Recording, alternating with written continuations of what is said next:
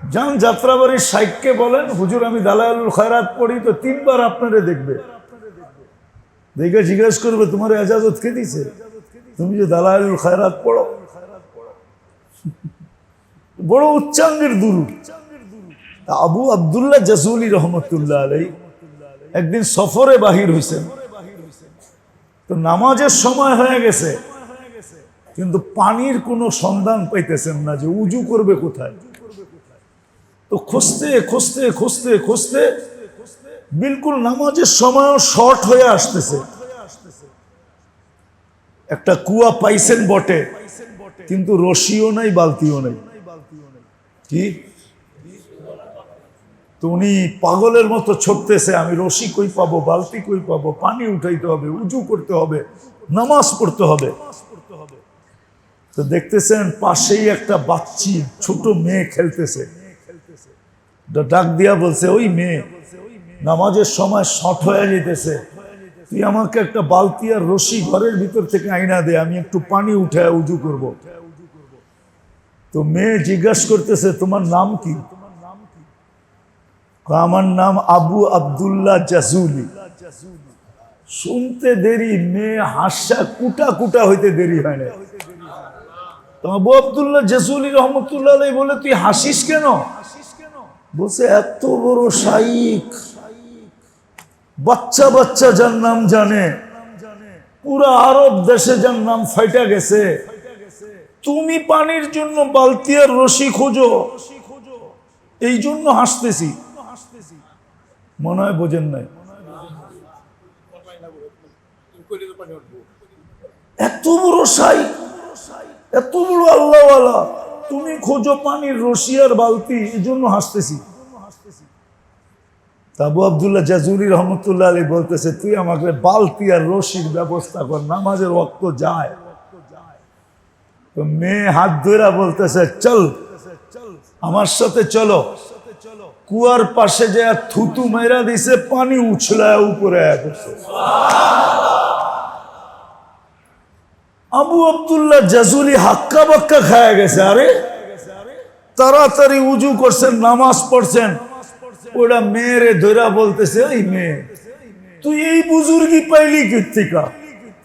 তুই যে আমারে প্রথম বলছো, সেটা তোর বলা ঠিক আছে, যে তোর ভিতরে এই বুজুর্গি, আর আমি বালতি আর রশি খুঁজতেছি, তুই যে আমাকে নিয়ে হাস্য, ঠিকই আছে, কিন্তু তুই বল এই বুজুর্গি পাইলি কোত্থেকা? তো বলতেছে আবু আব্দুল্লাহ জাজুলি, আমি বকরি চড়াই, বকরি, আর সারা দিন আল্লাহর রসুলের উপরে দুরুদ পড়ি। সারা দিন আল্লাহ রসুলের উপরে কি পড়ি?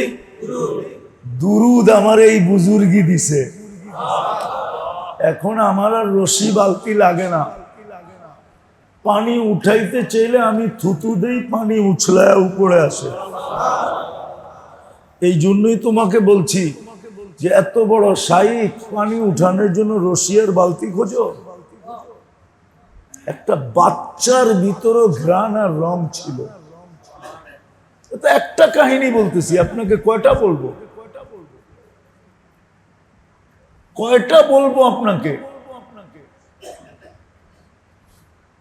এক জমানা ছিল মুসলমানদের ভিতরে, রঙও ছিল, ঘ্রাণও ছিল, আর এইটাই লক্ষ্য বস্তু প্রত্যেক মুসলমানের ছিল। যুবক হোক, বৃদ্ধ হোক, নারী হোক, পুরুষ হোক, বরং এদের মাধ্যমেই বাচ্চাদের ভিতরে ছড়াইছে। আরেকটা কাহিনী আপনাদেরকে শুনাই। বেলাল রাদিয়াল্লাহু তাআলা আনহু যখন স্বপ্নে দেখার পরে মদিনা মুনাওয়ারায় আসছেন, আল্লাহ রসুল যখন স্বপ্নে বলছে, বেলাল মদিনা কেন ছেড়ে দিলা, সিরিয়ার রাজধানী দামেস্কে কেন চলে গেলা, আমাদের সাক্ষাতে কেন আসো না? ফাজাইলের কিতাবে আছে। তো উনি যখন আসছে, তো সবাই আজানের জন্য বলছে, কিন্তু উনি কারো কথায় রাজি হন নাই, কেন আমার পক্ষে আজান দেওয়া সম্ভব না। কেন আজান তো যখন দিতাম, তখন আল্লাহ রসুল সামনে থাকতেন, রাসূলুল্লাহ সাল্লাল্লাহু আলাইহি ওয়াসাল্লাম সামনে থাকতেন, আর আমি দেখা দেখা বলতাম আশহাদু আন্না মুহাম্মাদার রাসূলুল্লাহ। এখন কি দেখা বলবো? আজান দিতে পারবো না। তো মদিনাবাসী ভাবছে আমরা বললে কাজ হবে না, দেখি হাসান হোসাইন বললে হয় কিনা। তো সবাই হাসান হোসাইন রাদিয়াল্লাহু তাআলা আনহুর কাছে গেছেন, যে বলছেন আপনারা দুইজন বললে মনে হয় বেলাল রাজি হবে। তো দুইজন আয়সা বলতেছে চাচা বেলাল। তো বলছে কি হিসে? বলছে একটা আজান শোনায় দাও না, এক ওয়াক্তের আজান দাও। তো বলছে সবাইরে ফেরত দিছি, তোমাদের দুইজনকে ফেরত দিতে পারবো না। কেন তোমাদের ফেরত দেওয়া মানে রাসূলুল্লাহকেই ফেরত দেওয়া। কেন আমার চেয়ে বেশি তো কেউ জানে না তোমাদেরকে রাসূলুল্লাহ সাল্লাল্লাহু আলাইহি ওয়াসাল্লাম কত ভালোবাসতেন, কেমন কলিজার টুকরা তোমরা ছিলা। তো যখন আজান দিতেছিলেন তো পুরো মদিনা মুনাওয়ারা কান্নার রোল চলতেছিল। নারী কাঁদতেছিল, পুরুষ কাঁদতেছিল, যুবক কাঁদতেছিল, বৃদ্ধ কাঁদতেছিল। ওই অতীত জমানার কথা মনে উঠছে, আল্লাহ রসুলের জমানার। তো বাচ্চা মার কোলের ভিতরে বসে আছে, মার কান্না দেখা জিজ্ঞাসা করতেছে মা, ও মা কাঁদিস কেন? তো বলছে ওই যে বেলাল চলে আসছে, আজানের ধ্বনি আসতেছে। আল্লাহ রসুলের জমানায় যখন বেলাল আজান দিত, ওই দৃশ্য আমাদের চোখের সামনে ভাসতেছে, ওই দৃশ্যের কারণে কাঁদতেছি। ছেলে বলতেছে মা বেলাল তো আসলো, আজান তো হইলো, তোমাদের দিল ঠান্ডা তো হইলো, কিন্তু আমাকে বলো আমাদের রসুল কবে আসবে আর আমরা রসুলকে কবে দেখব? আমরা বাচ্চারা রসুলকে কবে দেখব? রাসূলুল্লাহ সাল্লাল্লাহু আলাইহি ওয়াসাল্লামকে আমরা কবে দেখব? তো যখন মুসলমানের এক শ্রেণীর ভিতরে প্রত্যেক যুবক যুবতী, নারী পুরুষ, এদের ভিতরে যখন যে দুটা বলতেছিলাম যে যেটা একমাত্র উদ্দেশ্য ছিল রং আর গ্রাণ, ইসলামের রং ইসলামের গ্রাণ, এটাই প্রত্যেক মুসলমানের লক্ষ্যবস্তু ছিল।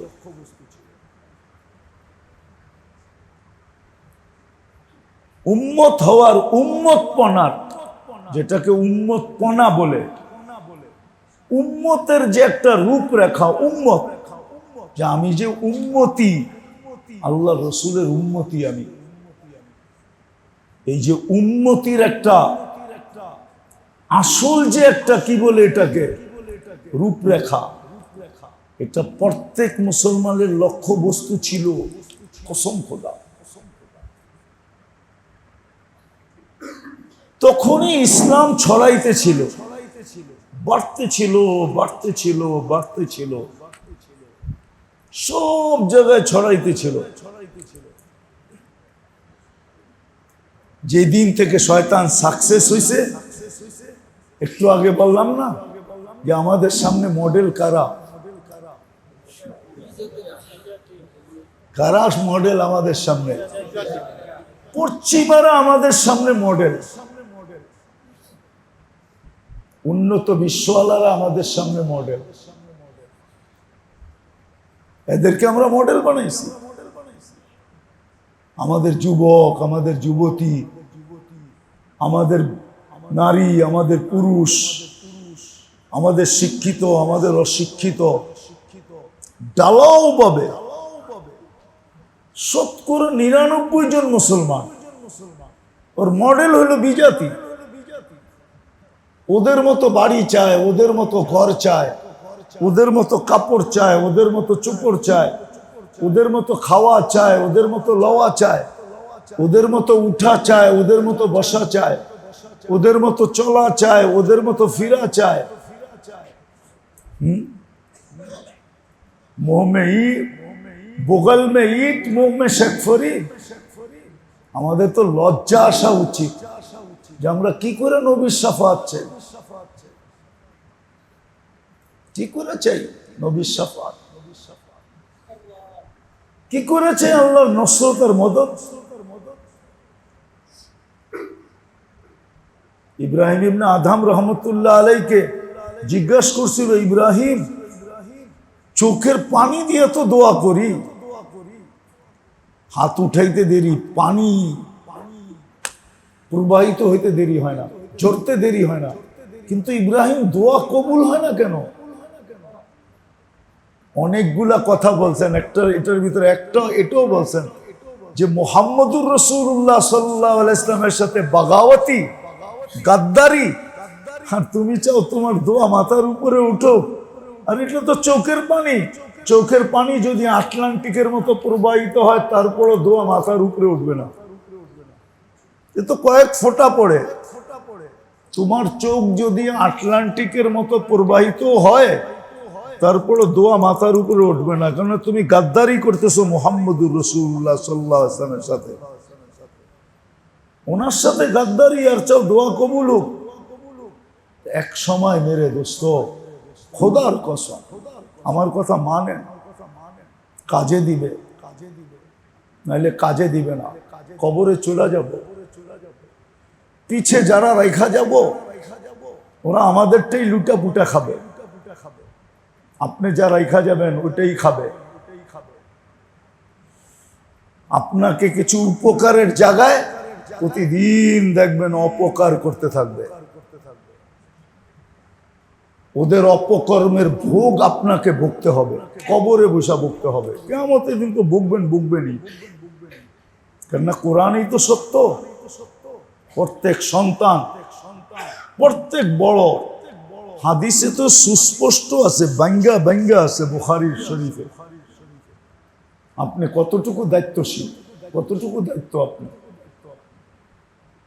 প্রত্যেক অভিভাবককে তার নিচের লোকেরা এই কথা বলবে, রব্বানা ইন্নানা আতানা সাদাতানা ওয়া কুবারানা ফাআযাল্লানা সাবিলা রব্বানা আতিহিম দিফাইন মিনাল আযাবি ওয়ালআনহুম লানান কাবীরা।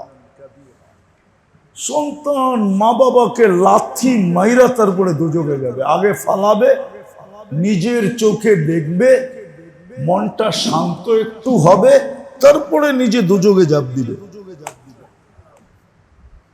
এক মহিলা 4 জনকে জাহান্নামে নিয়ে যাবে, 4 জনকে। বাবা, মা, স্বামী, বড় ভাই, 4 জনকে নিয়ে যাবে। কেননা পুরস্কারও তো এরকম, পুরস্কারটাও তো এরকম। আল্লাহ রসুলকে একজন এসে বলছে, ইয়া রাসূলুল্লাহ আমার 3 মেয়ে। বলছে যদি সঠিক শিক্ষা দিতে পারো আর সঠিক পাত্রে দিতে পারো, দিনদার বানাইতে পারো আর দিনদারের কাছে উঠাইয়া দিতে পারো, তাহলে তোমার জন্য জান্নাত লিখে দিবে। আরেকজন পাশের থেকে বলছে, ইয়া রাসূলুল্লাহ আমার তো 2টা, বা তোমার জন্য। আরেকজন পাশের থেকে বলছে, ইয়া রাসূলুল্লাহ আমার তো 1টা, বা তোমার জন্য। আরেকজন বলছে আমার তো 1টাও নাই মেয়ে। আল্লাহ রসুল জিজ্ঞাসা করছে, বোন আছে? বলছে বোন আছে। বলে বোনকে যদি করতে পারো, দিনদার বানাইতে পারো আর দিনদার পাত্রে দিতে পারো, তোমার জন্য পুরস্কারটাও তো বড় না ছোট?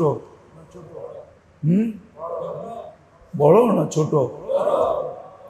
এই জন্য মেরে দোস্ত, যেটা বুঝাইতেছিলাম, এক সময় ছিল লক্ষ্য বস্তু এটাই ছিল প্রত্যেক মুসলমানের, নিজের ভিতরে রং এবং ঘ্রাণ পয়দা করা। এই জন্যই দেখা যায় একজন যেখানে গেছে, একজন, শুধু একজন গেছে।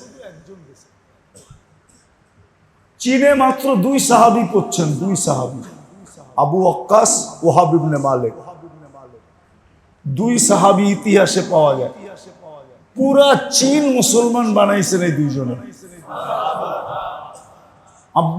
আবু ওয়াক্কাস রাদিয়াল্লাহু তাআলা আনহু খব্বাস ছিলেন। খব্বাস বোঝেন? রুটি বানায় বেচতেন। খুবস, উনি রুটি বানায় বেচতেন। উনি ভালো রুটি বানাইতে জানতেন। রুটি বানায় বেচা পুরা ইসলাম, পুরা চীনে ইসলাম ছড়াইছেন। 2 জনে মাত্র। কমরু আইল্যান্ডে এক জামাত রওনা দিছিল, কিন্তু কমরু আইল্যান্ড পৌঁছতে পৌঁছতে সবাই সমুদ্রে রোগে আক্রান্ত হয়ে মারা গেছেন। শুধু উসমান রাদিয়াল্লাহু তাআলা আনহু 14 বছরের ছেলে যায় পড়ছেন,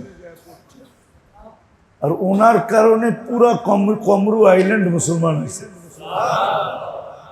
এখনো কমরু আইল্যান্ডের নিয়ম হলো কুকুর পালতে পারবেন না, কুকুর পালা নিষেধ, কুকুর নিয়ে যাওয়া নিষেধ। কেননা কুকুর পাললে 1 কিরাত সওয়াব কমে। কয় কিরাত? যারা কুকুর পালে ডেলি 1 কিরাত করে তার সওয়াব কমে। 1 কিরাত কতটুকু জানেন? মিসলা জাবালি ওহুদ, ওহুদ পাহাড়ের ওজন যতটুকু এতটুকু। এই জন্য ওই দেশের নিয়ম হলো সরকারি ভাবে এত সওয়াব আমাগো নাই, বিদায় কুকুর পাললাম, আর সওয়াব যদি কইমা গেল তো আমগো কিয়ামতের দিন থাকবো কি? এই জন্য কুকুর আনাও নিষেধ, পালাও নিষেধ। পুরো দেশ মুসলমান। জুমার দিন ফজরের সময় ঢুকবে, জুমা পড়া বের হয়ে চলে যাবে। আউয়াল ওয়াক্তে জুমা হয়, ফজর পড়া জুমার সময় ঢুকবে, কেউ বেরোবে না। জুমা আউয়াল ওয়াক্তে পড়বে, তারপরে বেরোবে, তারপরে কামকাজ শুরু করবে। আমি গেছি, ওই দেশে গেছি, না যায় বলতেছি না, আমি কমরু আইল্যান্ডে গেছি, এই জন্য চোখে দেখা বলতেছি। একজনের কারণে মুসলমান হয়েছে পুরা দেশ। কয়জনে? কেমন গ্রান, কেমন রং। প্রত্যেক মুসলমানের জীবনের উদ্দেশ্য এটাই ছিল যে ইসলামের গ্রান আর রং থাকুক, এটাই অর্জন উদ্দেশ্য ছিল। উম্মতের বাস্তব এক চিত্র ছিল, দেখলে বোঝা যেত এই উম্মতে মুহাম্মদী, উম্মতে মুহাম্মদী। কাহিনী শোনাই আপনাদেরকে, সত্য।